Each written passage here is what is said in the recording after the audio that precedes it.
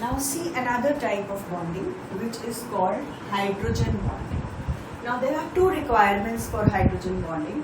One is presence of high electronegative element and the other is a small size. So hydrogen can bond with these elements if they have high electronegativity and also have a small size. So in the second period of the periodic table, when we move from left to right in the periodic table, you know nitrogen, oxygen and fluorine have high electronegativity as we are moving from left to right in the periodic table.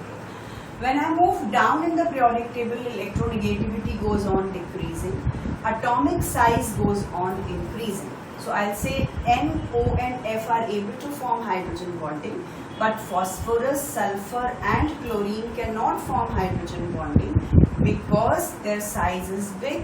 They have higher electronegativity value, lower electronegativity value than nitrogen, oxygen and fluorine. So these three will not form hydrogen bonding. Now look at how hydrogen bonding will take place. That HF molecule I have taken. Between the electronegative element and hydrogen with dotted line you will show hydrogen bonding.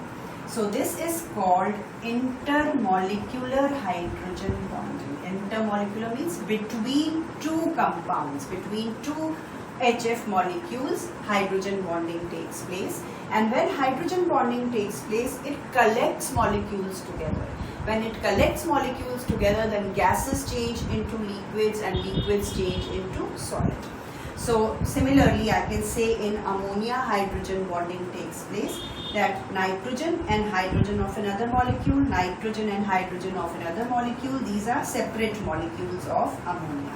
Again intermolecular hydrogen bonding is taking place here. In case of water, hydrogen bonding takes place at many places. Like if I have made one molecule of water here, one here, 3, 4 molecules of water.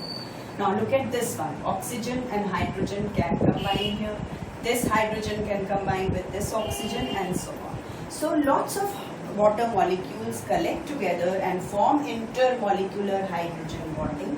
While they are making hydrogen bonding, there are vacant spaces in between.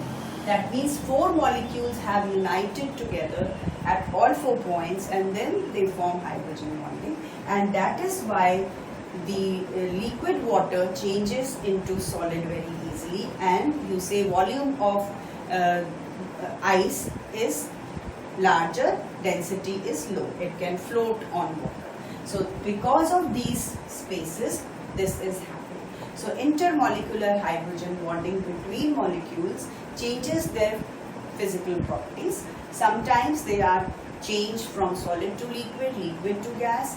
If water was not forming any hydrogen bonding, it would have been just gaseous in nature. It would not have changed into a liquid. It further changes into a solid because for more and more hydrogen bonding takes place.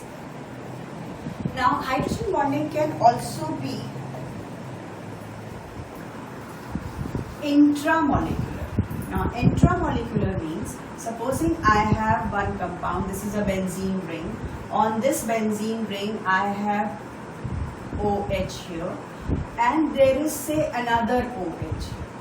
So between this and this there can be a hydrogen bonding. So if there are hydrogen bonding between the compound, we will say this is intramolecular hydrogen bonding. So intermolecular was between 2 compounds, intramolecular is between the same compound at 2 different places.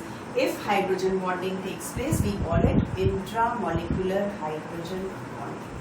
Hydrogen bonding also increases the solubility, meaning if supposing I have a compound, say ethanol, C2H5OH, and I say ethanol is soluble in water because it can form hydrogen bonding with water. This is water. So I'll say oxygen of this can form hydrogen bonding with water.